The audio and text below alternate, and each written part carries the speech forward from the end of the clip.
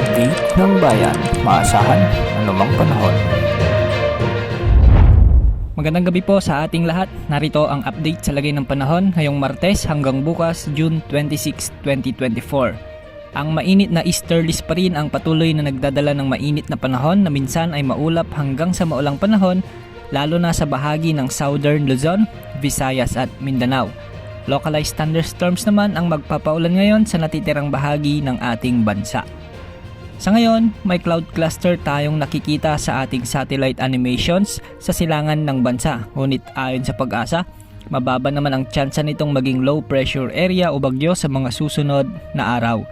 Pero base sa ipinapakita ng GFS model, posibleng magkaroon ng sirkulasyon ang cloud cluster na ito at magiging mahinang low pressure area. Posible itong lumapit sa bansa at magdadala ng maulang panahon sa bahagi ng Visayas at Mindanao sa mga susunod na araw.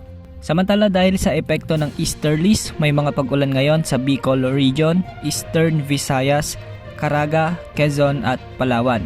Magiging maulap hanggang sa may mga katamtamang pag-ulan naman ang aasahan sa Metro Manila at sa natitirang bahagi ng Visayas, kasama na ang Mindanao, Calabarzon at Mimaropa.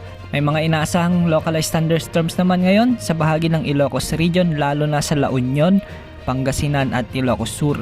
Posible rin ang mga pag-ulan dulot ng localized thunderstorms sa bahagi ng Abra, Mountain Province, Ifugao at Benguet.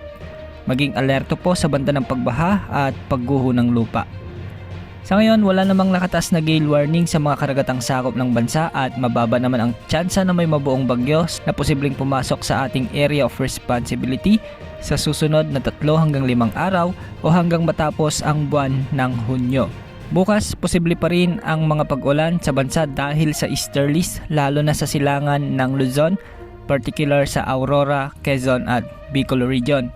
May mga aasahan ding pag-ulan sa Samar at Leyte provinces, pati na sa Surigao provinces sa Mindanao at sa Dinagat Islands. Para naman sa issue ukol sa West Philippine Sea, namataan ng West Philippine Sea Monitor kahapon ang monster ship ng China Coast Guard malapit sa BRP Sierra Madre, isang naval outpost ng ating Philippine Navy na nakaground sa Ayungin Shoal. Ayon kay Sea Light Director Ray Powell, alas 9 ng umaga kahapon na monitor ang 12,000 tons na CCG vessel na dumaan malapit sa Naval Station ng Pilipinas at patungo sa Hilaga.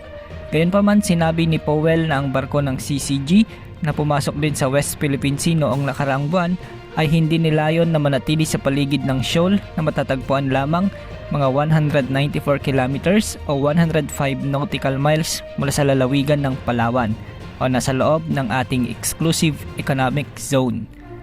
Ang isyong ito ay dumating lamang isang linggo pagkatapos ng pinakamarahas na insidente sa Ayungin Shoal hanggang sa kasalukuyan na humantong pa sa kung ano ang itinuring na militar bilang looting at nagdulot pa ng malubhang pinsala sa isang tauhan ng ating hukbong dagat. Ano pa kayang susunod na hakbang ng gobyerno ukol dito?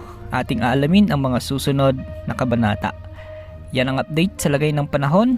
Lagi tayong magdasal para sa kapayapaan. Mag-ingat po tayong lahat. Ito po ang weather update ng bayan. Maaasahan anumang panahon.